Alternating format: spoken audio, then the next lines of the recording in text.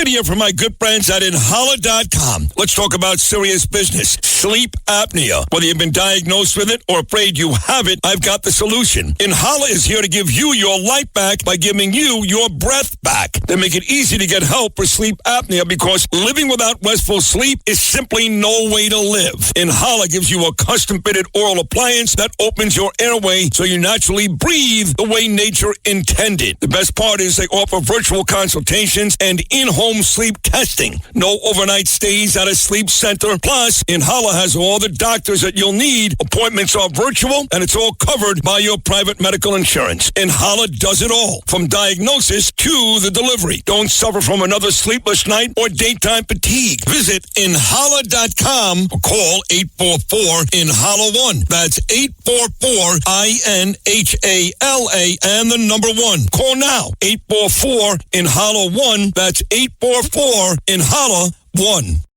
It's a common sense recap of the big stories. It's Katz and Cosby on 77 WABC.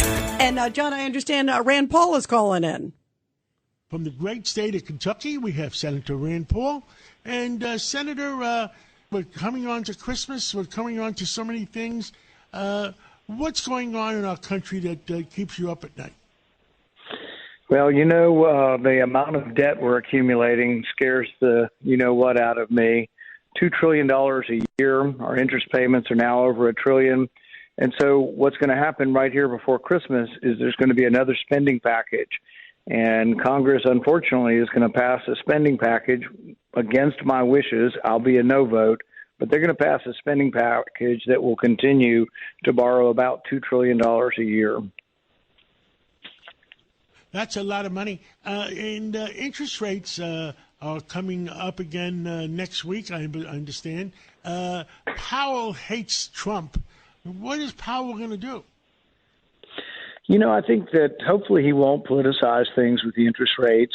I think it's always difficult for individuals to be in charge of interest rates because, interest rates are the price of money. So they should depend on the supply and demand of money, not really on a politician's whim or the Fed chairman's whim. And so they're a useful signal. When interest rates are low, it's a signal for business to expand. When the interest rates go up, it's a signal that there may be a correction coming and maybe time to slow down on expansion. So they're a very useful price within the system, but I hate to see them politicized, and I hope Chairman Powell won't do that. Dr. Fauci, has anybody determined yet? Did he know what he was doing? Or was he just stupid? I think he should be in prison for what he did. I've referred him twice to the Department of Justice for lying to Congress, which is a felony. There's now discussion among the Biden administration saying that they're talking about pardoning him, even though he hasn't yet to be indicted for a crime. When the new administration comes in, when we have a new attorney general, I will send my criminal referral again to them, because we have evidence that he lied, not from me, but from his own private emails. We have a court order that revealed his emails, and in those emails it says he knew that they were doing gain-of-function research at that lab in China, and that he knew that there was a chance that a pandemic could occur from this accident, and they did it anyway. In public, he said, there's no way it could have come from the lab. But in private, he was acknowledging that, yes, there was a very good chance that the pandemic started in the lab. At the end of the day, how many American people did we lose to COVID? About 1 million people in America died, give or take. It's hard to know the exact number, but about 1 million. Some people estimate between 15 and 20 million worldwide. And it really, in the end, Anthony Fauci deserves a great deal of blame for this, because his opinion, and he stated this explicitly, was that even if a pandemic should occur, if a lab leak happens and a scientist becomes infected, this type of research, according to Anthony Fauci, was worth it.